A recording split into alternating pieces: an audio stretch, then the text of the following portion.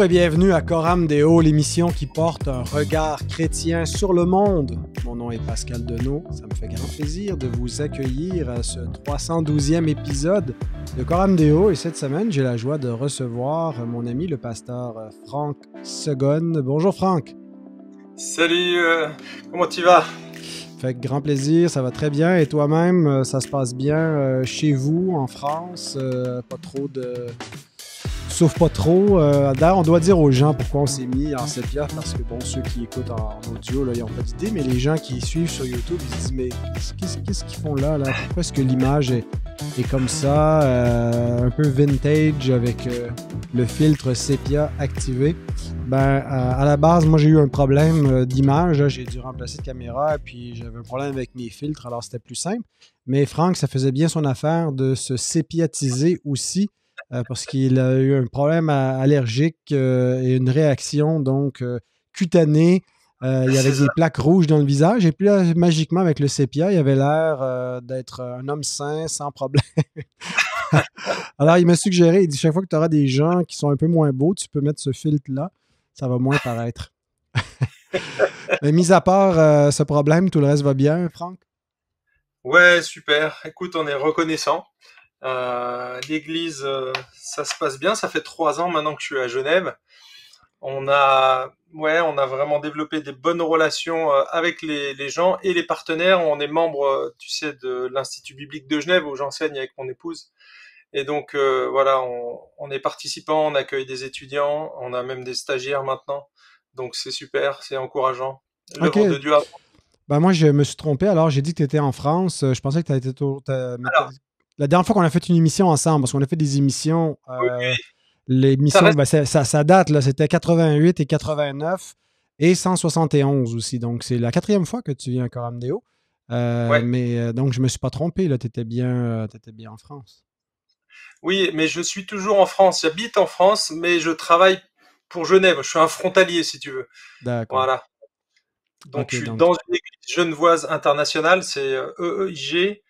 Donc, c'est Église évangélique internationale de Genève, mais moi, j'habite en France. C'est Donc, tu assez fais utile compétition à mon ami Jonathan Meillard, là. Exactement. Êtes-vous des grands rivaux ou...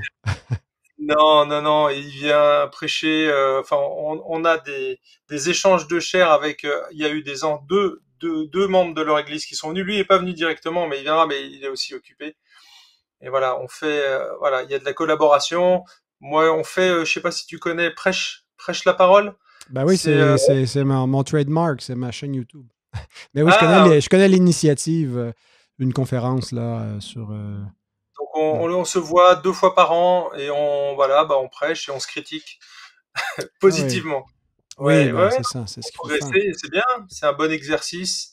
Tu vois, on a 15 minutes, on fait une prédication, on doit essayer de performer pour voir où on peut s'améliorer dans notre manière de présenter les choses, quoi. Donc c'est toujours positif. C'est ouvert au public ou c'est seulement pour les prédicateurs qui s'autocritiquent? Non, ouais, on a réservé déjà tout le monde peut venir. J'aime pas le mot laïque, hein, parce qu'on est tous laïcs. Moi, je suis pas un professionnel, hein, mais c'est ouvert aux pasteurs, aux anciens des églises et aux étudiants qui veulent améliorer leur technique dans la prédication. Voilà. On juge pas le cœur ici, là, on juge que l'aspect technique, tu vois, les points, les plans, les PC, les machins, enfin tout ce que tu peux imaginer dans une prédication, quoi. Excellent. C'est très bien. Et pour vous aider à devenir des meilleurs théologiens et meilleurs évangéliste, notre sponsor cette semaine ne vous recommande pas un, mais 2 ouvrages. Le premier, c'est une traduction, donc Rico Tice, je ne sais pas comment qu'on doit le dire, mais j'imagine que c'est Tice. L'évangélisation en toute honnêteté, préfacé par Donald Carson quand même. Alors, j'ai pas eu l'occasion encore de lire. C'est dans la boîte aussi que j'ai reçu de Publications chrétiennes, mais au moment d'enregistrer, j'ai pas eu le temps d'examiner tout ça en profondeur. Mais le deuxième livre que Publications chrétiennes vous recommande, il n'est pas publié chez Publications chrétiennes, mais ils le vendent quand même sur leur site. Alors, vous voyez, c'est un bon sponsor. Ils recommandent même les autres éditeurs, que ce soit BLF ou Clé dans le cas présent. L'évangélisation durable, une vie à partager, et je reçois l'auteur. Et donc ça, c'est un livre que j'ai eu l'occasion d'utiliser. Donc d'abord, bravo pour ce travail. On en a déjà parlé justement dans l'épisode 171, mais il n'était pas encore sorti à cette époque-là. Il était en pré-vente, donc je ne l'avais pas entre les mains. Mais depuis, et puis j'ai eu l'occasion, donc tu m'en as fait cadeau d'une copie. Merci beaucoup, Franck. Ce que j'apprécie, d'abord, c'est un ouvrage qui est bien construit. Il y a les chapitres sont bien divisés.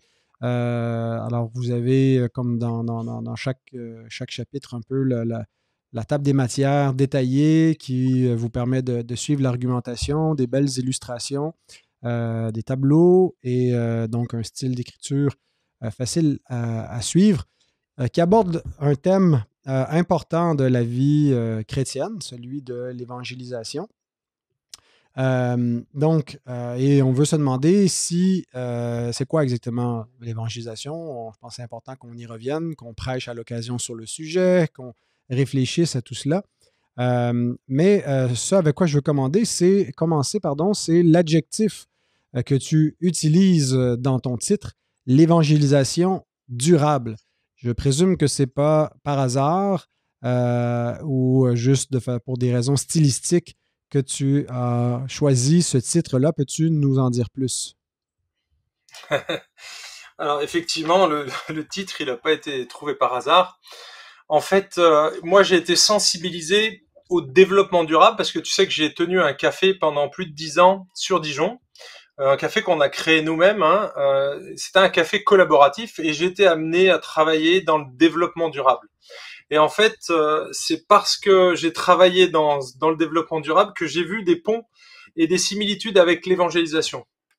Alors, je sais pas si tu connais l'évangélisation, enfin le développement durable. En gros, la définition. Si tu prends une définition classique, on va dire que c'est une conception de la croissance économique. Donc, tu vois, on parle pas d'évangélisation, mais une croissance économique qui est pensée dans une perspective à long terme et qui intègre les contraintes qui sont liées à l'environnement et au fonctionnement de la société.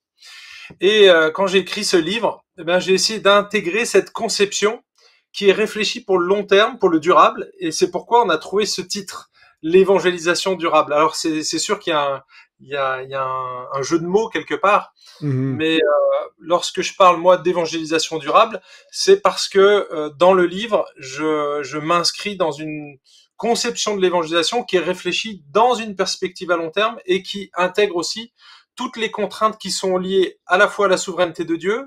Tu as aussi également le mandat missionnaire, le rôle du témoin et l'accueil de celui qui entend l'évangile.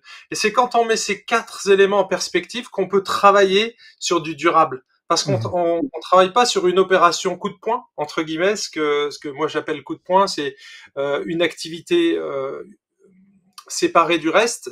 Mais là, on intègre vraiment l'évangélisation dans cet ensemble de choses. Et en fait, plus moi j'ai lu de bouquins autour de ça, plus j'ai réalisé que l'inspiration, l'évangélisation durable, elle s'inspirait de la Bible en fait. C'est en lisant les métaphores, plus j'ai lu le Nouveau Testament, plus j'ai réalisé que finalement on avait déjà la matière dans les évangiles. Et en fait, c'est au travers des images agricoles qu'on trouve c'est ce concept-là. Et donc c'est pour ça que j'ai choisi ce titre. Ouais. Donc, on comprend un peu de déformation professionnelle, mais qui, dans ce cas-ci, est pertinente. Parce que d'une part, on veut, que l'évangélisation soit durable dans les fruits. On ne veut pas juste faire des adhérents transitoires, temporaires, mais des gens qui vont être des vrais fruits de l'évangélisation, donc des vrais disciples qui vont persévérer. Mais on veut aussi des méthodes d'évangélisation qui ne vont pas juste servir une seule fois, faire un événement et c'est fini, mais d'intégrer dans la vie d'Église l'évangélisation comme quelque chose qui est constant. Et on aura l'occasion d'en parler. Mais donc, toujours en définissant, on a commencé à l'envers avec l'épithète, mais maintenant, l'évangélisation elle-même, qu'est-ce que l'Écriture entend par évangélisation ou quand elle parle d'évangéliste ou de faire l'œuvre d'un évangéliste. Est-ce que tu nous décris ce travail-là comme une activité en particulier ou un ensemble d'activités ou un mode de vie? Qu'est-ce que tu entends par évangélisation? Alors bon, dans le sous-titre du livre, c'est l'évangélisation durable, une vie à partager. Donc tu vois que ça va au-delà, hein. Mais bon, ça c'est une phrase un peu accrocheuse. En tout cas, si on regarde les définitions, la plupart des ouvrages vont définir l'évangélisation comme l'action de proclamer l'évangile à des non-croyants. Ça, c'est la définition que tu trouveras dans le dictionnaire biblique ou ailleurs. Et il y en a d'autres qui vont nuancer un peu cette définition de l'évangélisation parce qu'ils vont, voilà, à la place de proclamer, ils vont mettre communiquer l'évangile. Mhm. Est-ce que tu vois la petite nuance qu'il y a entre proclamer l'évangile, la bonne nouvelle de l'évangile, hein, la bonne nouvelle du salut, le pardon des péchés, etc. Et donc aux non-croyants avec le fait de communiquer l'évangile. Dans le premier, par exemple, c'est comme si tu allumes ta radio. En gros, les gens vont envoyer une information. Donc s'il s'agit de l'évangile, c'est une information qu'on envoie, et ça c'est une proclamation. Donc c'est unilatéral. En fait, si on est la source, si nous on est l'émetteur, finalement on s'occupe pas du récepteur. On envoie l'information. Donc ça c'est le mode proclamation. Par Mhm. contre, si tu utilises le mot communication, et là tu vois que dans communiquer, il y a l'émetteur et le récepteur. Mhm. Et quand il y a une vraie communication, c'est pas simplement un monologue, on n'envoie pas une information, mais on va s'assurer que l'autre a bien compris le message, et donc il y a une sorte d'échange, il y a un dialogue qui s'installe, il y a une relation. Et donc, si t'as pas de relation, t'as pas de communication. C'est juste une information. Donc du coup, selon la définition qu'on va prendre, on va affiner notre pensée. Moi, je pense que quand on lit le Nouveau Testament, on voit les deux aspects. Il y a l'aspect proclamation, la nature informative de l'évangile. C'est ce que les missiologues appellent l'évangélisation de masse. Ça, c'est une révélation qui est propositionnelle de Dieu. Hein, on propose Dieu. C'est une proclamation qui est généralement événementielle de l'évangile. Elle est réalisée donc par des gens qualifiés, donc les apôtres, les prophètes, les évangélistes, les pasteurs, Jésus, quand il proclamait aux foules. On voit bien sûr les apôtres qui ont aussi prêché, surtout Pierre, Jacques, Jean et Paul. Hein, finalement, Mhm. les autres, on les entend pas faire de discours. Mais ça faisait partie de leur mission apostolique et de leur qualification. Donc tu vois, ça touche pas vraiment tout le monde, ça. Timothée, quand tu regardes Timothée, tu parlais de l'œuvre d'un évangéliste, bah c'est son cas, mais Timothée, il était pasteur, avant toute Mhm. chose. Mhm. Hein, c'était le pasteur de l'église d'Éphèse, et on le voit, bon, probablement qu'il coordonnait des églises à Éphèse. Voilà, la conception d'église était peut-être un petit peu différente de la nôtre, mais quand même, il était pasteur coordinateur, et pourtant, il devait faire l'œuvre d'un évangéliste avec un public qui était majoritairement chrétien, mais probablement, comme c'est le cas chez toi, on a aussi des non-chrétiens dans notre assemblée. Et Mhm. donc, tous les dimanches, il proclamait l'évangile sans retour direct. Et donc, ce qui veut dire que toi-même, tu joues le rôle d'un évangéliste comme moi, parce que chaque dimanche, je prêche l'évangile. Alors, pas simplement le kérigme, le message de l'évangile en lui-même, on prêche les Écritures, mais je glisse de toute façon, mais quasiment à chaque dimanche, sur l'évangile, parce que c'est la bonne nouvelle et que c'est la solution à beaucoup, beaucoup de nos problèmes. Donc ça, Mhm. c'est la première notion, l'évangélisation proclamation, qu'on trouve dans la Bible, hein. Et il y en a une autre, c'est l'évangélisation relationnelle. Alors elle est quasiment omniprésente si tu regardes dans le dans le Nouveau Testament. Et ça, c'est la forme communicative de l'évangile. Ça, c'est une révélation relationnelle de Dieu. La première, c'est une révélation propositionnelle de Dieu. Là, c'est une révélation relationnelle de Dieu. Et donc, bah, c'est le témoignage incarné de l'évangile et de l'église dispersée. Donc ça, c'est à la fois tes paroles, mais aussi tes actes. En Mhm. incarnant l'évangile, hein, c'est à ceci que tous connaîtront que vous êtes mes disciples, si vous avez de l'amour les uns pour les autres. Donc ça, c'est très pragmatique, mais c'est en observant notre comportement, en observant nos réactions. Bien sûr, l'attitude que nous avons les uns avec les autres, les relations dans l'église vont envoyer un message très fort, et c'est comme ça qu'ils vont reconnaître que nous, on est des disciples. Ça ne veut pas dire qu'eux vont se convertir, mais on envoie un message. Et donc, ce témoignage-là, il est omniprésent. On Mhm. voit Paul qui s'adapte à maintes reprises. Si tu parcours le livre des Actes, en fait, on voit que l'Église primitive, elle a réussi à grandir numériquement malgré la persécution, mais grâce au témoignage zélé des premiers chrétiens, à la fois par leur attitude, la solidarité, la communauté, acte 2, tu vois cette solidarité qui était très forte, qui a vraiment eu un impact puissant. Ils prenaient soin des pauvres. Bref, il y avait une solidarité et ils proclamaient l'évangile. Donc, il y avait les deux aspects. Donc, quand on parle de relation, ça s'inscrit dans une relation avec des gens, mais il y a à la fois les actes et la parole. Donc, tu vois, il y en a une, c'est uniquement informatif, et l'autre qui est relationnelle. Donc, elle est à la fois informative et relationnelle, parce que tu vas quand même parler de l'évangile. Et donc, souvent, on les met en opposition. Et je trouve que c'est pas une opposition on doit pas les mettre en opposition, mais c'est complémentaire en fait. Parfois, tu vois, toi le dimanche, notre nature, la nature de notre prédication, de l'évangile, elle est informative et c'est très bien. Et donc on le met pas en concurrence avec les relations qu'on doit développer avec nos amis non chrétiens. Donc je pense que c'est ça, il faut essayer de garder en tête qu'il y a les deux aspects dans l'écriture qui sont pas en opposition, qui sont présents et que on peut vivre tranquillement avec les deux.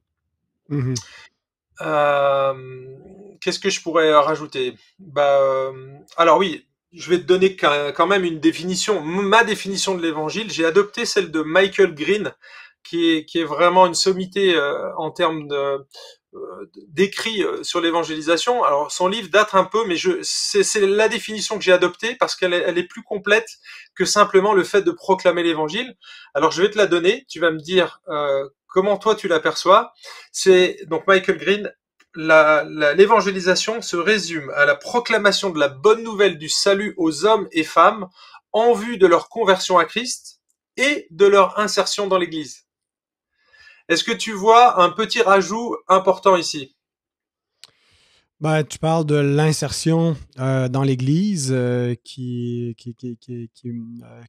j'ai noté au passage. Donc, l'idée, c'est pas simplement de faire des convertis qui vont rester cheminer de façon indépendante, mais qui vont être des disciples par la suite, parce que l'idée d'évangéliser, c'est une première étape, c'est de rejoindre finalement les inconvertis avec le message pour les conduire dans l'Église. C'est ça.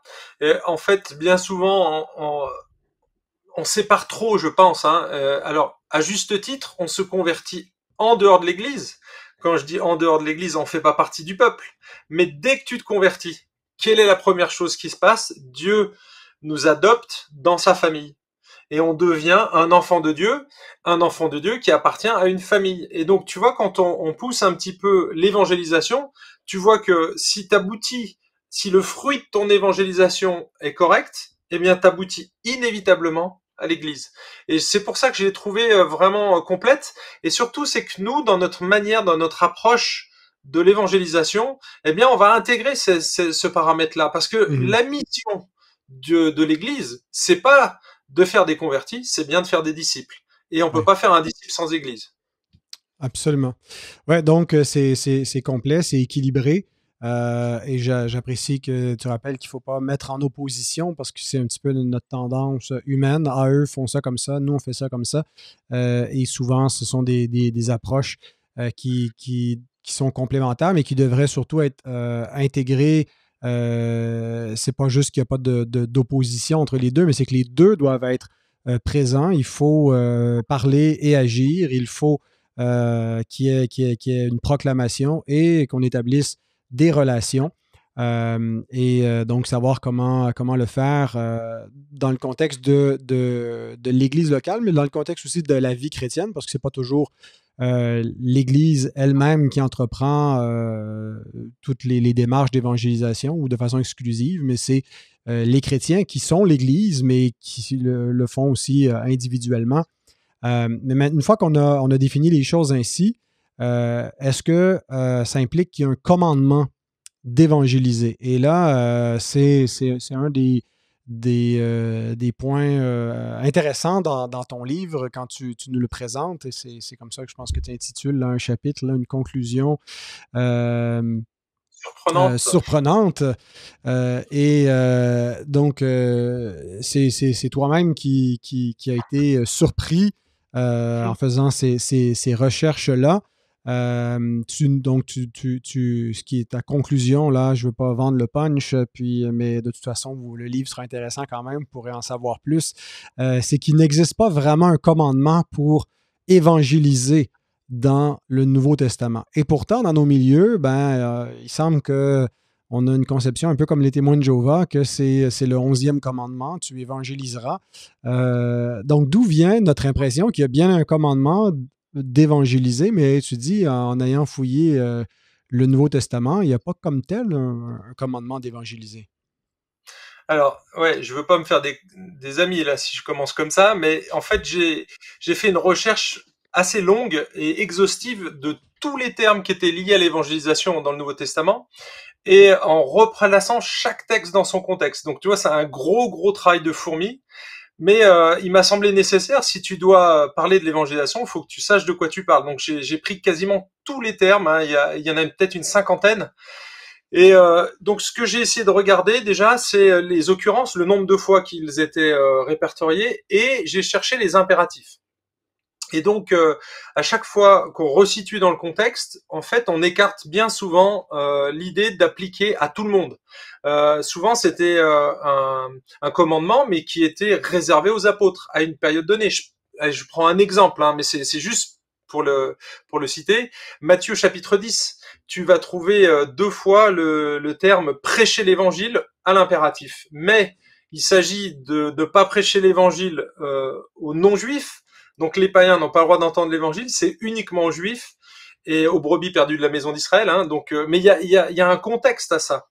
Et quand tu regardes l'autre commandement, c'est pareil, prêcher, il y est de nouveau dans le même texte. Donc le contexte est particulier et on voit que plus tard, donc là il faut reprendre les évangiles, le commandement il s'élargit et là il y a plus de notion de tu prêches à un tel groupe ou à pas un tel groupe, tu dois faire de toutes les nations des disciples. Et donc tu vois que ce premier commandement qu'il était limité, donc c'était bien un ordre de prêcher l'évangile, mais tu peux pas le prendre pour toi.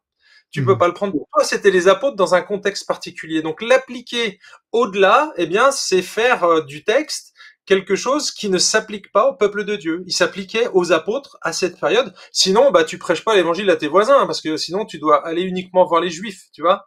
Et c'est là où tu vois que c'est contextualisé. Et on a le devoir en tant que chrétien, c'est pas parce que c'est écrit prêcher l'évangile qu'on doit l'appliquer bêtement. Marc 16 fait exactement partie de cette catégorie. Marc 16, si tu connais la musique, hein, mais à partir du verset 9 jusqu'à la fin du chapitre, il y a des crochets. La plupart des Bibles le mentionnent et on n'est pas sûr de l'authenticité du texte. Le problème, c'est que bien souvent, on prend le texte qui est là, prêché à toute la création. Saint François d'Assise l'a pris au pied de la lettre et lui, il avait prêché l'évangile aux oiseaux. Hein. Et donc, on trouve ce commandement ici, effectivement, mais encore une fois, à qui c'est adressé. Et si c'est un texte dont on n'est pas sûr de l'authenticité, on va pas en faire une doctrine. Donc voilà, donc il faut prendre des réserves. Au-delà de celui-là, le seul qui est très explicite sur l'évangélisation, c'est dans Matthieu 28. Mais là, encore une fois, la mission, elle se concentre pas sur l'évangélisation, si tu regardes bien, elle se concentre sur la nécessité de faire des disciples. Et un disciple, c'est au-delà de juste un converti. Ouais. Donc notre mandat à nous, c'est pas d'amener des gens à la conversion, mais donc de faire des convertis, mais de former des disciples. Donc l'évangélisation, elle fait partie intégrante de ce mandat-là. Donc effectivement, c'est pas un commandement direct, mais il est implicite, tu vois. Il fait partie de la mission de faire des disciples, donc on va évangéliser. Mais c'est pas ce qui est commandé. Donc il faut toujours avoir en tête, ok, quand j'évangélise, mon but, c'est que ça devienne un disciple. Donc je vais réfléchir et je devrais réfléchir à toutes les étapes en amont, pendant l'évangélisation, là où je vais proclamer, où je vais accompagner la personne et jusqu'au moment où elle va se convertir, intégrer l'Église et devenir un serviteur parce que c'est l'objectif de Dieu. On est sauvé pour servir. Ephésiens 2, versets 9 à 10. On a été créé en Jésus-Christ pour de bonnes œuvres que Dieu a préparées d'avance. Donc, en fait, il n'y a pas un seul chrétien qui devrait être touriste dans une église. Là, je lance un petit pavé dans la mare, mais en fait, un chrétien, c'est un disciple. C'est comme ça qu'on définit un chrétien. C'est pas un gars qui vient le dimanche, qui s'assoit sur une chaise et qui écoute le prédicateur et qui repart toute la semaine et puis qui revient le dimanche d'après. Il se lève, il chante, il s'assoit et puis il repart. C'est pas ça la vie chrétienne. Donc ça va bien au-delà de ça. Qu'est-ce que je pourrais rajouter ici? En fait, moi, je suis arrivé à cette conclusion. C'était une bombe, hein. Honnêtement, en analysant tous les textes et en regardant les exceptions, eh bien, j'arrive à la conclusion et je le cite là. Ça fait partie du livre. Alors, je vous le dis directement. Euh, À l'exception de Matthieu 28, où le mandat d'évangéliser est clairement compris dans la mission de faire des disciples, et si nous écartons le texte de Marc 16, car on n'est pas certain de son authenticité, il n'y a pas dans le Nouveau Testament de commandement explicite à évangéliser qui soit adressé à tous les croyants. Alors honnêtement, moi je suis un évangéliste, ça m'a fait mal quand je suis arrivé moi-même à écrire cette phrase. Je me suis dit mais c'est pas possible. Moi j'annonce l'évangile tous les jours quasiment. Et c'est vital pour moi. Et en fait, ça a eu l'effet d'une bombe. Et je me suis dit, mais alors pourquoi les croyants de tous les temps ont annoncé l'évangile? Pourquoi et comment l'Église a grandi? J'ai dû me poser des questions, aller plus loin finalement que simplement, si c'est pas commandé, alors qu'est-ce qui a poussé tous ces croyants? Et en fait, je me suis dit, il doit bien y avoir des écrits quelque part. Et donc là, je suis allé chercher dans la littérature, donc j'ai bouquiné plein de bouquins sur l'évangélisation, et j'en ai trouvé 4 sérieux qui, eux, allaient dans ce sens-là aussi. Donc je te cite le doyen de la faculté de Vaux-sur-Seine, par exemple, il dit, donc c'est Jacques Buchold, il dit « Les épîtres du Nouveau Testament adressés à des églises ne contiennent aucune exhortation à évangéliser. » Un autre livre que tu as probablement dû lire, c'est Colin Marshall et Tony Payne. Tu sais, c'est ce livre sur la mission. L'essentiel dans l'Église, c'est les éditions Clés qui publient ça. Donc un livre qui est essentiellement axé sur la mission et donc l'évangélisation fait partie. Eux, ils disent, étonnamment, le Nouveau Testament n'adresse que peu d'exhortations à des chrétiens ordinaires de transmettre l'évangile à des non-croyants. Spécialistes et missiologues ont débattu de cet état de fait. Donc tu vois qu'il y a quand même 2 ouvrages majeurs, 2 personnes, et un de mes profs de l'IVG que j'apprécie beaucoup, c'est David Brown. Lui, il dit carrément 99% des textes du Nouveau Testament qui s'adressent aux chrétiens concernent leur vie et non pas la nécessité d'évangéliser. C'est le cas de l'enseignement de Jésus, c'est le cas des lettres des apôtres. Et là, tu dis waouh. Alors j'avais trouvé une bombe sans savoir finalement, et ça a été corroboré par ces chercheurs-là, ces biblistes. Donc ça m'a rassuré. Mais je me suis pas arrêté là, parce que là, j'aurais pas vendu de livres. Je crois que c'était mon devoir d'aller chercher, de connaître les motivations, et c'est pour ça qu'il y a 5 autres chapitres. Ça, c'est le premier chapitre où il y a tout le travail de recherche et la conclusion qui est ultra surprenante, mais quelque part qui était nécessaire, parce que bien souvent, il me semble que nous, en tant qu'évangélistes, on n'utilise pas le bon levier pour amener les gens à évangéliser. Comment tu stimules les gens dans ton église pour évangéliser? Bien souvent, on va prendre un verset sorti du contexte et boum, on leur balance. Et en fait, on voit que ça porte pas de fruits. En tout cas, c'est pas durable. Donc, l'idée, c'est d'aller chercher les principes qui sont dans la Bible et de trouver quelque chose de solide, des principes bibliques qui vont nous guider tout au long de notre vie, qui vont guider la vie de l'église, qui vont permettre à ce qu'on développe une culture d'évangélisation dans l'église, plutôt que simplement s'arrêter sur un verset et dire « Ok, on va faire une action d'évangélisation », parce que là, on passe à côté d'énormes choses dans le Nouveau Testament, à mon avis. Comme tu dis, c'est effectivement fort étonnant. Alors, tu penses quoi que c'est notre culture évangélique, c'est un petit peu la posture de la conférence de Keswick ou je ne sais pas quoi qui a fait de l'idée de l'évangélisation un commandement dans nos milieux? Non, je pense que ça part d'un bon principe. On prend Matthieu 28, mais on oublie que la mission, elle est plus large que l'évangélisation. Parce que c'est souvent Matthieu 28, hein. Allez, faites de toutes les nations, allez, il faut qu'on y aille. On y va, on va dans la rue. Seulement, il n'y a pas que Matthieu 28 dans la Bible, hein. Regarde les épîtres. Tu vois pas d'exhortation dans les épîtres. Donc tu te dis, mais finalement, est-ce que ça faisait pas partie de la vie d'église? Mais si, c'était intégré à la vie de l'église, mais on n'en parlait pas. C'est comme, j'aime cette réflexion. Donc c'est encore Jacques Buchol, là, qui écrit. Et c'est sur un autre sujet qui n'a absolument rien à voir, mais ça m'a fait vraiment réfléchir. Je me suis dit, ah, mais c'est exactement la même chose pour l'évangélisation. Il dit la chose suivante, Éphésiens 4, 11 à 12 est le seul passage des épîtres du Nouveau Testament qui utilise le nom pasteur pour désigner des responsables d'église. Hein, on n'a pas 50 termes. T'as bien sûr un Pierre 5, mais c'est pas le mot pasteur. Là, c'est poimen, c'est vraiment le mot pasteur. Il y en a qu'un. Et il dit, néanmoins, personne ne doute de l'importance du rôle des pasteurs pour la communauté chrétienne. Et en fait, je me suis dit, mais finalement, est-ce que c'est pas la même chose pour l'évangélisation? Est-ce que c'est pas parce que la Bible ne donne pas de commandement dans un domaine qu'on doit l'oublier ou le négliger? Par Mhm. exemple, c'est jamais marqué de respirer ou de boire de l'eau dans la Bible. Pourtant, personne ne néglige de le faire. C'est une question de Ouais, survie, tu vois. C'est un ouais. réflexe qui est naturel. Donc, pour moi, l'évangélisation, elle n'est pas commandée explicitement parce que justement, c'est implicite. Ça fait partie de notre ADN, l'ADN du croyant. C'est dans notre ADN.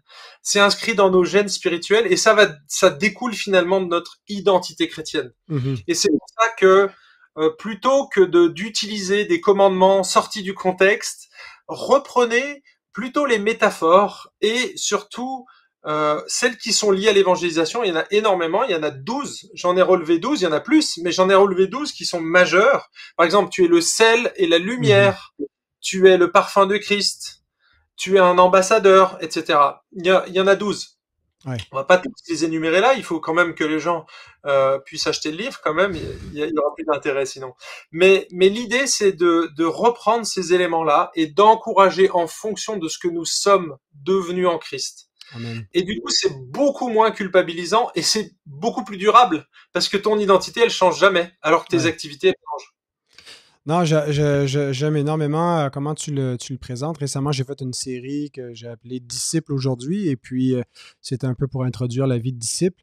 Et j'avais un message qui traitait de l'évangélisation, et je l'ai pris à partir de cette péricope dans Matthieu 5. Vous êtes la lumière du monde, donc moi je m'adressais à ce disciple fictif, nouveau disciple à la deuxième personne du singulier. Donc, mon titre, c'était Tu es la lumière du monde. Et c'est cette vision-là que je présente de l'évangélisation, que c'est pas d'abord une activité, c'est surtout mais c'est pas incompatible. On peut faire des activités, on peut faire du porte-à-porte, on peut prêcher dans la rue, on peut Ça. faire des posts sur les réseaux sociaux. Il y a toutes sortes de façons, mais ce que Jésus nous commande spécifiquement dans ce passage-là, c'est de ne pas mettre la lampe sous le boisseau, c'est de ne pas empêcher les gens de savoir qu'on est chrétien, qu'on croit en Christ, de pas, en raison de la persécution ou de la honte d'être perçu comme ringard ou quoi que ce soit, de refuser de s'identifier comme un chrétien. Alors, l'idée, c'est pas tant de faire quelque chose, mais d'être ce qu'on est appelé à être et de l'être à la face du monde. Et ça, forcément, ça va avoir un effet. Les gens vont nous demander raison de l'espérance qui est en nous, ou ils ne peuvent pas rester indifférents parce qu'on répand une odeur, l'odeur de sa connaissance. Alors, je trouve ça excellent. Finalement, tu ne nous amènes pas à dire, bon, ben, il n'y a pas de commandement à évangéliser, on ne fait plus rien, mais c'est bien mieux. Il n'y a pas de commandement à évangéliser. En fait, c'est plus que ça, c'est toute la vie C'est ça. du chrétien. Tu es appelé à être un témoin de Christ en toute chose. Et ça va être ton évangélisation, juste en vivant cohéremment comme chrétien. En fait, c'est ça. Si tu es cohérent, si tu es la lumière, quand tu te lèves le matin, tu es toujours la lumière, t'as pas changé, hein, ton identité, elle a pas changé. Et donc, du coup, tu vas être la lumière toute la journée.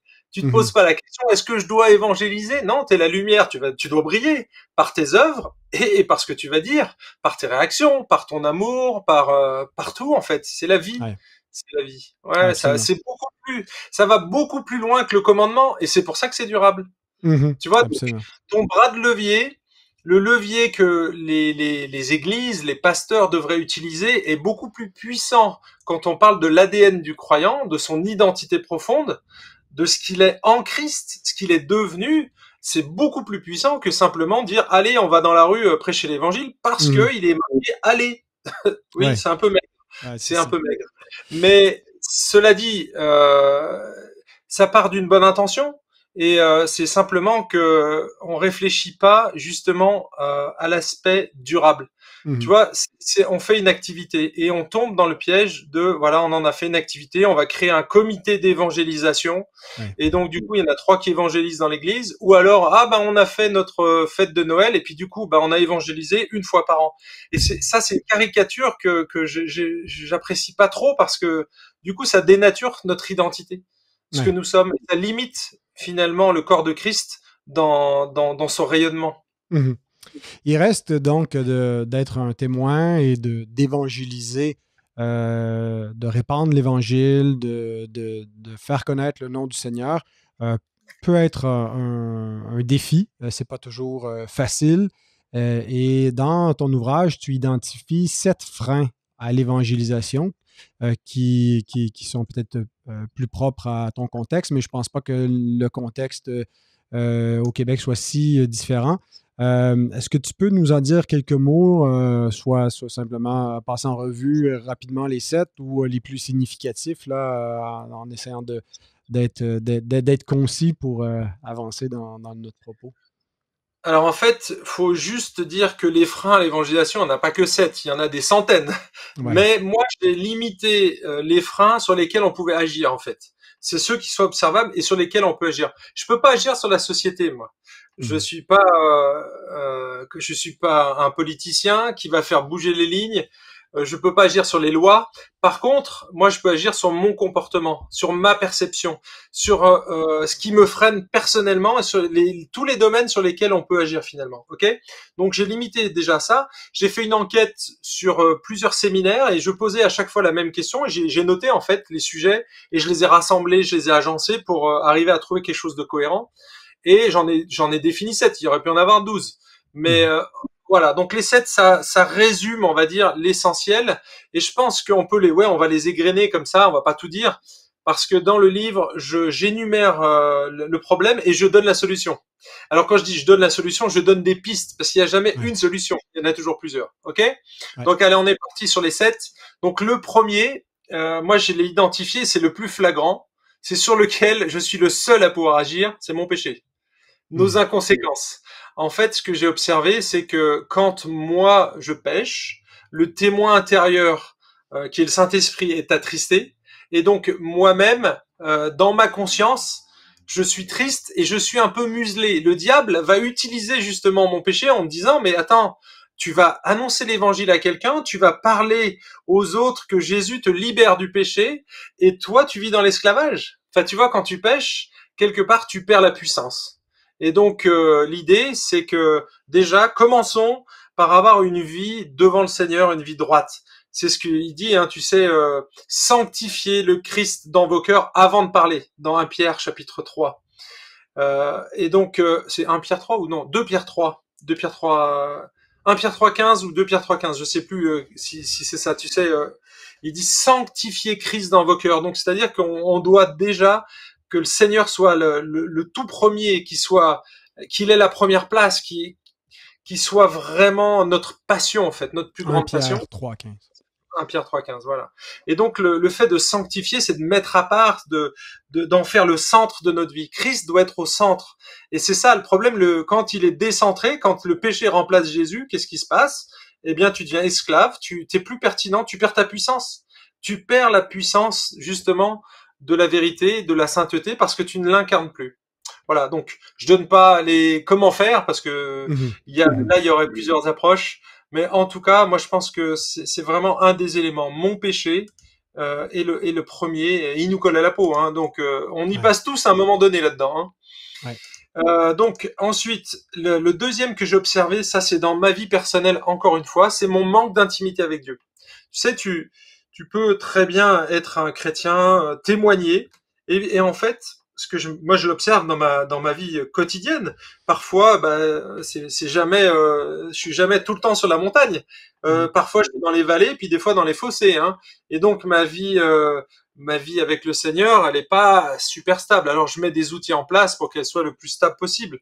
Mais parfois, bah, il se trouve que bah, mon intimité avec Dieu en pâtit. Suffit que je parte un week-end, je lis pas ma Bible, j'ai pas de temps pour prier. Il y a, tu vois, alors je vais passer dans la communion fraternelle, ou tu vois une formation, ou je sais pas si tu t'en es aperçu, mais dans les moments les plus importants de nos vies de pasteurs, on a des conventions, et c'est là où je suis le moins dans l'intimité avec Dieu. Je sais pas Mhm. toi, mais quelque part je perds tu vois, ce fil. Alors c'est ponctuel et il y a un cadre, on est protégé, on est enseigné dans la parole, mais du coup c'est pas l'intimité. Là je suis en train de remplir mon bagage intellectuel, mais ma matière grise se transforme, elle se sanctifie, mais je perds cette intimité. J'ai observé que si Jésus n'est plus au centre, eh ben j'en parle plus naturellement. Tu vois, quand quand tu aimes quelqu'un, ton épouse, régulièrement dans les podcasts, je t'écoute, j'en rate pas beaucoup, hein. Je pense que je les ai tous écoutés depuis que vous avez créé l'émission. Et puis, régulièrement, tu parles de tes enfants, de tes enfants, de ton épouse. Tu dis les choses que tu aimes. Et en fait, c'est ça, c'est que si on développe une intimité avec Dieu, Mhm. si elle est vraiment présente, tu parleras de lui naturellement.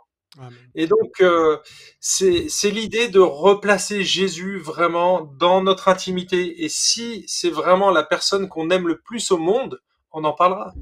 On en parlera inévitablement. Il n'y aura pas besoin de se forcer quelque part. Et il n'y a pas besoin d'un évangéliste. Quand tu parles de ton épouse, t'es pas un expert en conseils conjugaux. T'es simplement ton épouse, tu vis avec elle et donc tu peux en parler, tu l'aimes, tout simplement. Et donc si on aime Jésus, on va en parler. Mhm. Et je pense que c'est ça qu'il faut qu'on retrouve en tant que chrétien avant d'aller dans la rue, avant de lancer, ok, où t'en es avec ton Dieu? Est-ce que tu as toujours cette intimité qui fait que oui, Seigneur, je t'aime de tout mon cœur et je veux aller de l'avant. Alors encore une fois, ça ne veut pas dire qu'on est toujours au top, mais justement revenir à cet aspect-là pour retrouver cette passion que l'Église d'Éphèse avait perdue. Par exemple, si tu prends, j'avais pris cet exemple dans le livre, l'Église d'Éphèse avait perdu sa passion et Jésus était prêt d'enlever son chandelier, hein, donc Mhm. là ça craint. Elle n'avait plus cette passion et donc elle a perdu son premier amour et cette passion de partager l'évangile aussi. Donc ça fait partie, je pense, de ces éléments. Troisième frein, le mensonge de l'ennemi.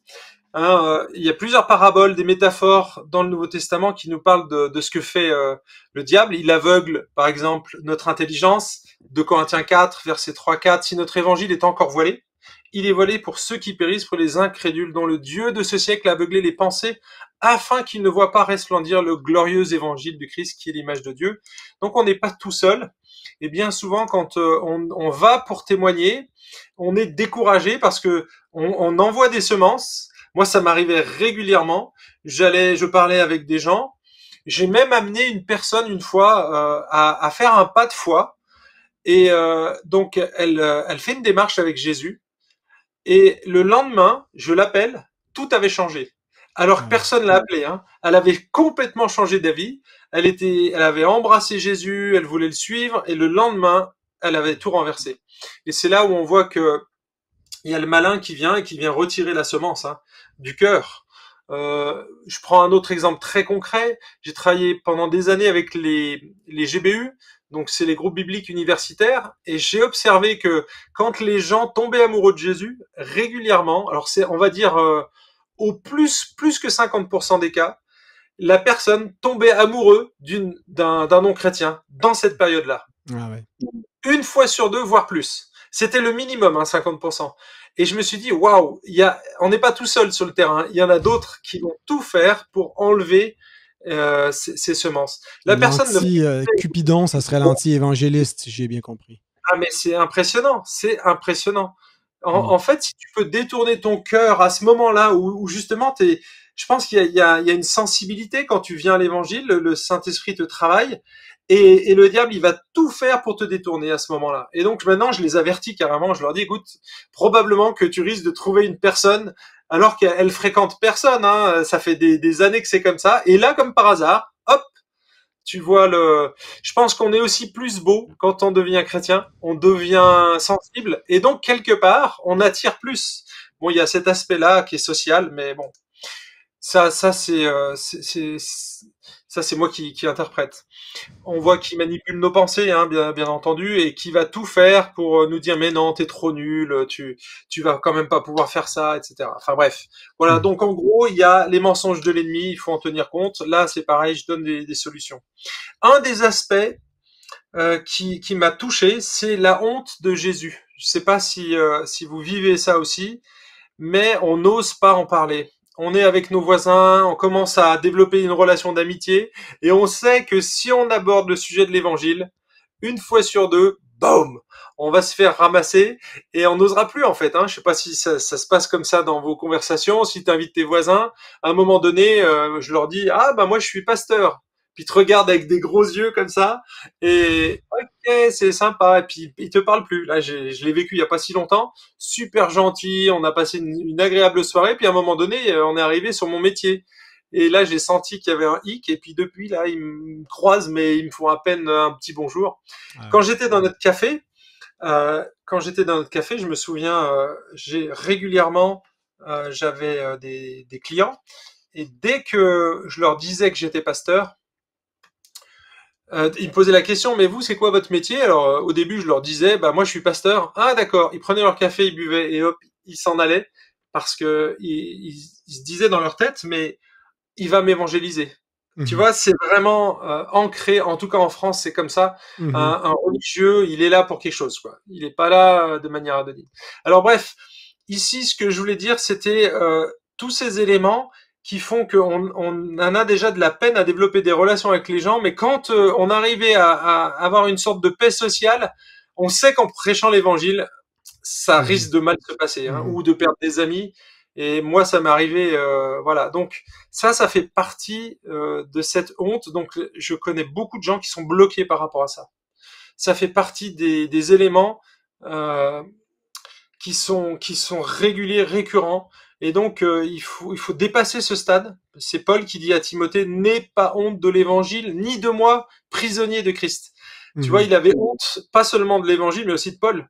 Et Ouais. donc, quelque part, cette honte, elle fait partie de la vie chrétienne et il faut la surpasser. Et c'est ce qu'il lui dit, Mhm. n'aie pas honte. Voilà, donc les solutions, c'est dans le livre. Ouais. Je fais On porte ce son que... opprobre. Voilà, c'est une lutte, c'est un combat, ça fait partie de la vie. Il faut accepter la souffrance qui est liée à l'évangile, elle est inévitable. Hein, n'aie donc pas honte du témoignage à rendre de notre Seigneur, ni de moi prisonnier pour lui, mais souffre avec moi pour l'évangile par la puissance de Dieu. C'est un commandement là, souffre avec moi. Ça fait partie intrinsèque. La souffrance, elle fait partie de la vie chrétienne. Hein. Jean 16, 33 l'est annoncé. En Marc 10, 29, 30, tu sais, à un moment donné, il dit, oui, il n'y a personne qui est abandonné pour moi, père, mère, tout ça, et qui retrouve au centuple dans cette vie-là, et il glisse un petit truc avec les bénédictions et des persécutions. Mhm. Et ça Mhm. fait partie du package. Tu vas Ouais. retrouver des Ouais. familles dans l'église, mais aussi des persécutions. Donc c'est promis, c'est une promesse. La souffrance liée à notre identification à Jésus, elle est dans la Bible et elle est normale. Hein. Pierre 4,12 dit que puisqu'il le faut, on va souffrir en faisant le bien. Ça fait partie de notre témoignage.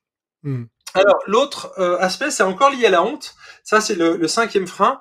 C'est la honte des méthodes, des outils, Mhm. de la forme et parfois de l'Église. Moi, ça, c'est ce que les gens disent et je l'ai vécu de manière très forte quand j'étais étudiant. Moi, j'étais tout feu, tout flamme au début de ma vie chrétienne. J'annonçais l'évangile quasiment tous les jours. Tous les soirs, on faisait des soirées tisanes dans la cité universitaire. On allait dans des chambres universitaires de 9 mètres carrés, donc t'imagines la taille, hein, c'est petit. Et dedans, on était 7, 8, 10 assis par terre sur les lits. On prenait une tisane et nous, on prêchait l'évangile.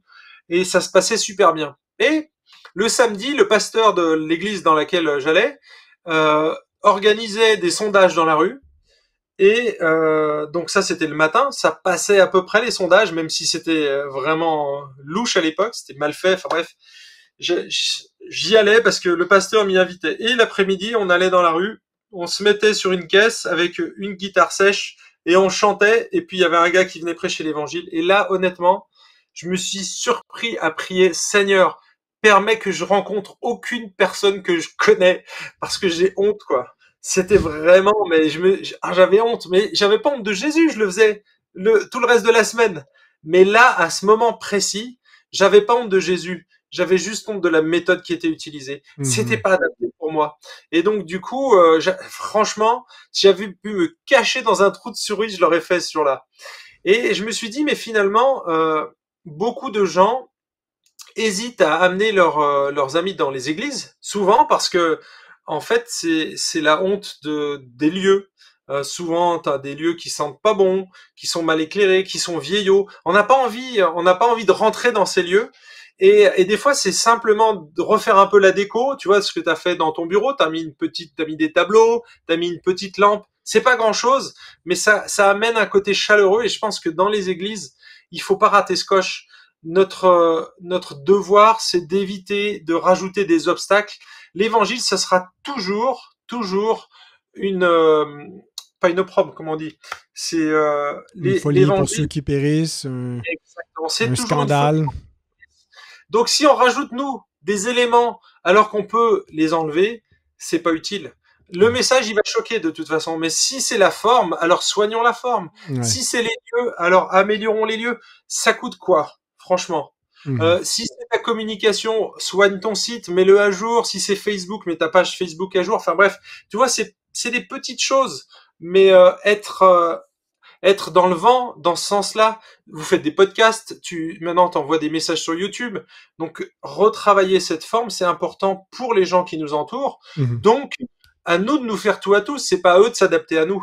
Tu vois, donc il faut Ouais. qu'il y ait peut-être un update de la part des églises et aussi des outils. Parce que je vois qu'on utilise parfois des méthodes d'évangélisation qui sont encore adaptées à il y a 20 ans, mais le monde a changé. Donc il faut qu'on réfléchisse, qu'on soit Mhm. créatif et Ouais. qu'on aille, voilà, on doit déjà développer ces relations et si on a des actions ponctuelles, alors réfléchissons. Moi, je suis pas pour éliminer systématiquement le côté attractionnel de l'évangile. Et quand on fait une fête de Noël, eh ben on y réfléchit aussi et c'est une opportunité qu'on a. Mhm. Alors saisissons-la. Moi, on fait une fête de Noël encore cette année chez nous, mais on va l'adapter. On va essayer d'être le plus adapté à notre société, mais en prêchant l'évangile. Tu vois, Mhm. donc je balaye pas les vieilles méthodes, mais simplement dépoussiérons-les, réfléchissons à ce qu'on fait et pourquoi on le fait et visons. Mhm. Voilà où on en est. C'est quoi l'objectif? Dis-nous rapidement les deux prochains parce que j'aimerais aussi, avec le temps qui reste, que tu nous parles un peu de l'approche pour l'évangélisation plus long terme, durable. Ah, Donc, alors, écoute, la sixième, donc c'est la perte progressive des relations de qualité. Ça, c'est pas moi qui ai fait la statistique, c'est Bill Hybels qui l'a fait dans son livre et lui, il montre que un jeune converti, après 8 ans, il a plus aucun ami non chrétien. ah Et oui, j'ai recoupé cette statistique, donc ça décroît. Hein. intéressant. Première année, t'en perds 5, deuxième année, t'en perds 10, troisième année, t'en perds 15, et puis jusqu'à plus avoir d'amis chrétiens. Et en fait, en discutant avec des amis chrétiens de longue date, ben, je m'aperçois qu'ils ont plus d'amis non chrétiens. Oui, c'est vrai. Et en fait, quand tu regardes, les gens les plus percutants dans l'évangélisation, c'est les jeunes convertis. Parce que leur langage est encore adapté, parce qu'ils comprennent le monde dans lequel ils viennent, et donc ils sont capables de faire ces ponts beaucoup plus facilement qu'un vieux chrétien qui a commencé à développer une vie chrétienne, etc. Donc quand on perd le fil, honnêtement, c'est là où on est en danger. Et les fautifs, là, mon ami, il me semble que on est les principales fautifs dans les églises. Pourquoi? Bah parce que nous, on surcharge l'emploi du temps des églises, on met des programmes dans tous les sens, on veut que tout le monde participe à toutes les activités, et qu'est-ce qu'on fait? On les prive des relations avec les non-chrétiens. Et donc, c'est nous, il faut vraiment qu'on réfléchisse, si on veut faire du long terme, c'est réfléchir à notre programme. Quand est-ce que les gens peuvent voir leur ami non-chrétien? Parce que s'il n'y a plus ces relations-là, alors l'église va mourir. Hein. Mhm. Moi, je ne suis pas cher d'une église où il n'y a plus aucun contact avec l'extérieur. Alors oui, le Seigneur peut t'envoyer parachuter des gens comme ça parce que tu auras été visible sur Internet. Mais honnêtement, ça c'est le miracle. Hein, c'est la petite plante qui pousse au milieu du macadam. Mais à nous de réfléchir à ces choses-là. Il y a d'autres pièges, les loisirs, l'omniprésence des écrans, le développement des réseaux sociaux, l'hyperspécialisation et le perfectionnisme. Tous ces éléments-là, ça freine le développement des relations. Et donc, bah, écoute, au lieu de les dénoncer, je dis comment peut-on les utiliser intelligemment? On va pas se couper des réseaux sociaux, c'est simplement les utiliser à bon escient, tu vois. On Ouais. va pas se couper des loisirs non plus. Et donc réfléchir à nos engagements quand on inscrit nos gosses dans un club, si les matchs de foot, parce que c'était mon cas, si c'est tous les dimanches, alors on le met pas dans ce club, il va aller dans un autre club ou faire un autre sport. Nous, on a fait ce choix pour nos enfants, pour qu'ils puissent bénéficier déjà des relations et de l'église, de garder ce contact avec la communauté le dimanche, et puis pas surcharger. Enfin bref. Mhm. Et septième, alors le septième frein, c'est le manque de fruits. Souvent on est découragé parce que on fait beaucoup de choses et il n'y a pas grand-chose qui se passe. Donc là, si je peux vous encourager, moi j'ai retenu 4 chiffres dans toutes les recherches que j'ai faites, 4 chiffres pour lutter contre le découragement. Donc c'est 4, 5, 6. C'est facile à retenir. 4, 5, 6, c'est pas cueillir des cerises, mais c'est 4. Ça correspond au nombre minimum de croyants qu'une personne doit rencontrer avant de se convertir. Si tu es conscient de ça, il faut qu'il y ait 4 personnes. Tu sais que toi, tu es un élément. Peut-être qu'il en a rencontré avant toi, mais tu sais que tu dois le mettre en contact avec d'autres. Plus tu vas multiplier les interactions sociales, plus la personne aura de chance de se convertir.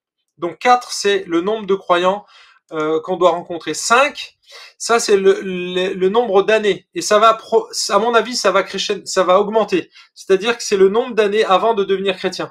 Entre le moment où tu as le premier contact et le moment où tu te convertis, tu intègres l'église, il faut 5 ans. Ça c'est une moyenne, hein. Parfois c'est 20 ans. Mais 5 ans, donc ça doit nous encourager, ok, il faut persévérer. Et le 6, c'est le nombre de fois. Alors c'est 5,7 ou 5,9 normalement, mais moi j'ai arrondi à 6. C'est le nombre de fois où tu dois annoncer l'évangile à une personne avant qu'elle se convertisse. Ah.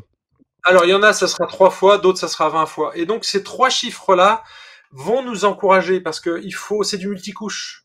Il faut être patient et le Seigneur va nous donner cette patience, mettre en relation les gens les uns avec les autres et essayer de multiplier tous ces éléments. Alors il y a d'autres freins, mais voilà les 7 que j'ai relevés. En tout cas, c'est très intéressant, c'est pertinent. Ça nous montre vraiment qu'il faut s'arrêter des fois à réfléchir et puis à s'attaquer à ces obstacles-là. Et quand on les prend un par un, peut-être qu'on voit qu'il y a de l'espoir pour être capable de surmonter ce qui nous freine. Mais en tout cas, une chose est certaine, c'est que les portes du séjour des morts ne peuvent pas prévaloir contre l'Église, puisque c'est le Seigneur qui l'a bâtie et qu'il l'a fait au fil des siècles, malgré toutes les oppositions et tout ce qui aurait pu la freiner. Et ça va continuer jusqu'à ce qu'il vienne. Mais rapidement, là, en 2 ou 3 minutes, si tu peux juste, je sais là que c'est un exercice difficile, là, mais nous lancer un peu sur une vision de comment une Église peut développer une approche long terme pour l'évangélisation plutôt qu'une approche ponctuelle. Alors moi, dans le livre, j'utilise 4 étapes. Donc je parle d'un processus. Comprendre que l'évangélisation est un processus où Dieu est actif, c'est le premier acteur de l'évangélisation. Ensuite, tu as notre job. Donc nous, on doit labourer, on doit semer et récolter et on arrose à chaque étape. L'arrosage, c'est la prière et le financement. Mais labourer, c'est enlever les pierres, enlever les cailloux, développer des relations, etc. Donc ça, c'est développer le côté relationnel. Et ensuite, semer, ça, c'est le côté propositionnel. Donc là, c'est imaginer et réfléchir à des outils et des approches différentes en fonction de notre public. Si ce sont des gens qui ont du temps, eh bien, on leur propose, nous, on fait la grande histoire, c'est BLF qui développe ça. Donc, c'est 12 rencontres et on va être confronté à la Bible. Et donc, ça nous aide à connaître la Bible, le message de la Bible, le message rédempteur, c'est la grande histoire, hein, le méta-récit. Création, chute, rédemption. Et donc, du coup, avec cette étape-là, on fait découvrir l'évangile petit à petit, si on a du temps. Sinon, c'est utiliser des outils, comment donner son témoignage rapidement, etc. Tu vois, ou avec des gens qui ont moins de temps, il y a les méthodes avec les 4... les 7 signes de Jean, il y a les 4, je sais plus quoi, c'est dans un autre évangile, c'est avec Luc. Il y a plusieurs outils. Moi, j'utilise essentiellement la grande histoire, mais après, ça va dépendre des gens. Et puis, apprendre à donner son témoignage. Donc ça, ce sont des éléments pour semer. Ok, donc labourer, on a vu ce que c'était, on défriche, on sème, et ensuite la récolte, c'est l'accompagnement jusqu'au salut. Et tout ça, c'est corroboré avec d'énormes versets. Il y a plusieurs versets bibliques. Là, je fais vraiment une synthèse. Mais c'est dans les Écritures, on voit comment procèdent les apôtres. Et on voit le fruit aussi que ça amène. Donc, si les pasteurs arrivent à comprendre que l'évangélisation, c'est un processus, et qu'à l'intérieur de ce processus, chacun a un rôle à jouer, eh bien, on va éviter d'envoyer nos ouailles au casse-pipe. Hein, parce que souvent, quand tu dis, voilà, on va tous dans la rue et on va aller témoigner, il y a des gens, honnêtement, c'est difficile, parce que c'est pas leur don. Et donc, quand on a compris que Dieu nous avait donné des dons et des capacités différentes, il y a une différence entre être un témoin, donc vivre Christ, témoigner de Christ, et être un évangéliste, faire du porte-à-porte ou aller dans la rue accoster des gens. Il y a des gens qui sont câblés pour ça et c'est super. Prions pour eux et envoyons-les. Mais toute l'Église n'est pas appelée à faire toutes les formes d'évangélisation. Il faut le comprendre parce que l'évangéliste, lui, c'est son truc. Il va vouloir embarquer toute l'Église avec lui et il va culpabiliser 90% de l'Église. Et parce qu'il va dire oui, la dernière fois j'ai lancé une invitation et personne n'est venu.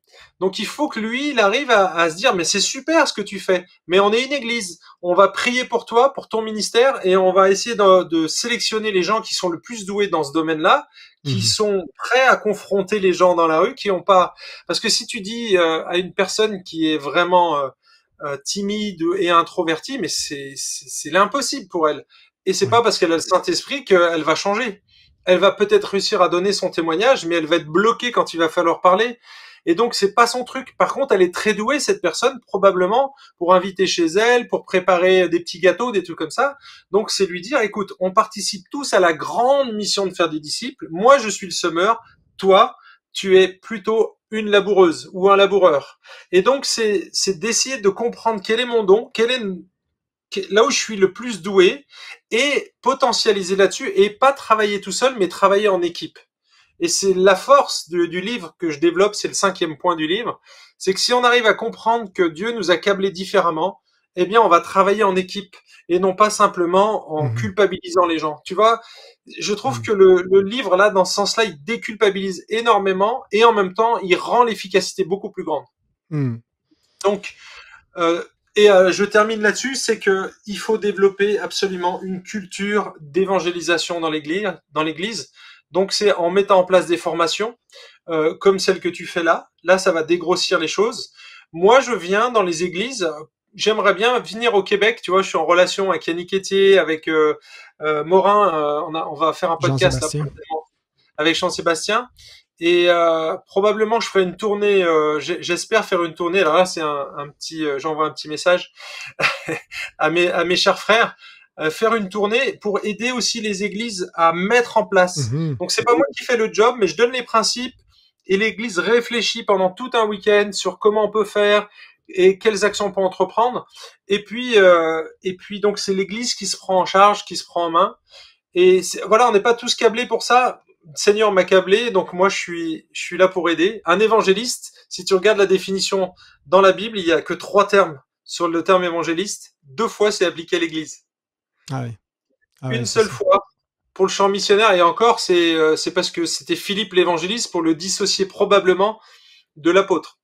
Mhm. Donc je pense il y a vraiment il y a du travail à faire, mais il faut toujours viser le long terme. Donc essayer d'envisager toutes les étapes entre le moment où les gens entrent dans l'église, où ils ont un premier contact, et jusqu'au moment où ils deviennent membres de l'église, et essayer d'envisager ces étapes, donc y réfléchir, qu'est-ce qu'il y a déjà qui est fait, qu'est-ce qui est prêt, quelles sont les formations qui sont prêtes, et ensuite former les gens pour que eux-mêmes puissent comprendre ce processus.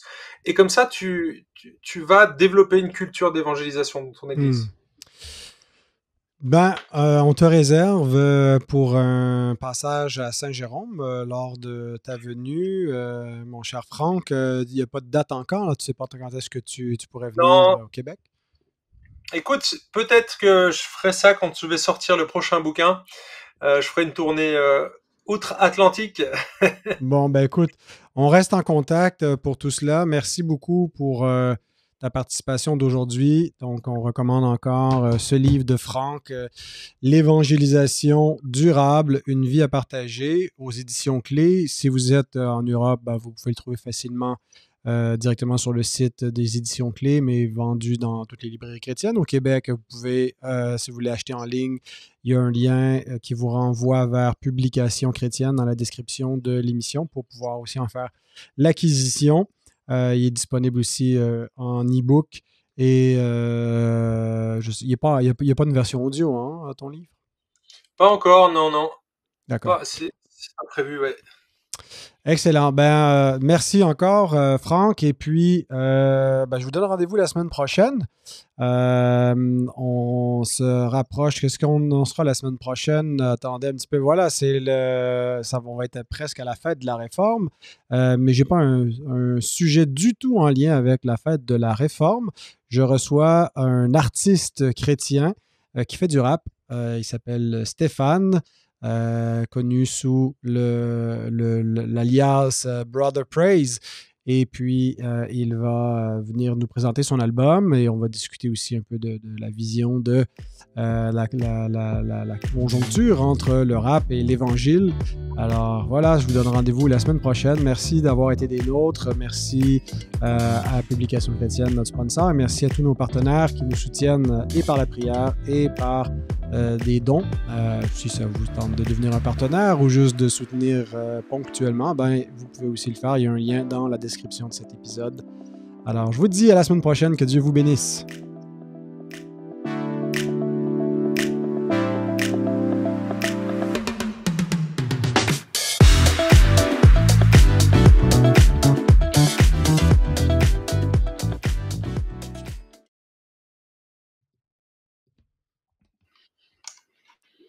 Hello!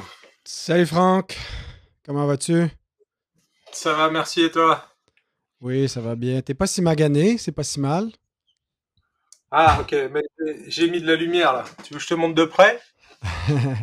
Ouais, ok, je vois un peu. Là, j'en ai un peu de Ouais, partout. C'est toutes les ouais. parties qui ont été exposées au soleil, tu vois. Ok, c'est comme une Ah, réaction allergique que t'as? ouais, j'ai pris un médicament. Attends, hop, tu vas me dire. Ça passe là comme ça ou pas? Ouais, ben t'as comme un peu le front un peu rouge et puis un peu ici, mais regarde, c'est vraiment pas si Regarde, mal on que va ça. fermer le bouton. Ouais, non, mais c'est bien, là, il faut exposer notre faiblesse devant tous.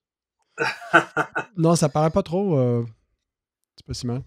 Je vais mettre les lunettes parce qu'en fait, tu vois, ça fait vraiment la barre là. Ah oui, Si tu ok. regardes de près, Ah ça ouais, te ouais, fait. ouais, je vois. Ouais. Ah, moi, j'ai souvent une réaction comme ça, des fois quand je prends un peu d'alcool, là, ça me fait pas toujours ça, mais je viens comme, ma femme dit que j'ai l'air d'un D'un chat ski. sauvage, là, un raton laveur, là. Je viens comme rouge autour, puis les yeux plus blancs ici. C'est bizarre. Ah, bah Mais écoute, ça comprends. me fait exactement la même chose. C'est une réaction allergique et je pense que c'est au sulfite. Au Il y a sulfite. certaines bières, ouais, certains vins, pas tous, certains vins et certaines bières, la chouffe par exemple, la bière belge, Ah c'est oui. systématique. L'autre fois, j'en prends, ma femme me dit, oh, on dirait que t'as été faire du ski, t'as pris un coup de soleil. Je dis, ben non, je suis resté dedans. J'avais la trace des lunettes comme ça. Et trop marrant. Bon là, c'est autre chose. J'ai pris un médicament et j'ai été au soleil le dimanche. Et le lendemain, enfin le soir même, tout le monde me dit, waouh, mais t'as pris un coup de soleil. Je dis, ah oui, ouais, c'est pas grave, j'ai mis de la crème. Le lendemain, j'avais gonflé et, Ah. ouais, et en fait, ça a été de pire en pire. Et là, ça fait maintenant une semaine là, que je suis sous cortisone. Ah ouais, ok. Euh, Donc c'est douloureux aussi, là. c'est hyper douloureux. Je méditais sur Job quand il se grattait ses ulcères avec des tessons de bouteille. Je me suis dit, mais waouh, qu'est-ce que ça devait être douloureux. Alors, j'en suis pas au tesson, mais je mettais de la tête contre les murs. Hein. Tellement parce que Ah ouais. pendant toute la nuit, tu peux pas dormir. Dès que tu poses ta tête sur quelque chose, ça gonfle parce que ça Ah. prive la circulation et ça te gratte, ça te démange, ça te ronge. En fait, tu te grinces des dents. Ah.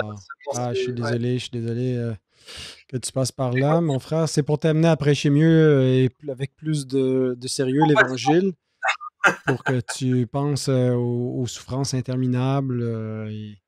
Non, c'est quelque chose, hein, quand on passe par ces moments-là, là. Hmm. Ouais. Ah, tiens, regarde, tu sais, je suis dans le Calvin Tour, là, je suis un des guides. Et Ah regarde ce ouais? que j'ai raconté. Toi, tu vas être jaloux. Tu vas être Ah jaloux. ouais, la Calvinus, là, ou quelque chose comme ça? Voilà. Tu la connais, celle-là? Non, mais ben, j'ai jamais goûté, mais on m'a déjà envoyé Alors ça, c'est la bière l'étiquette. blanche. Il y en a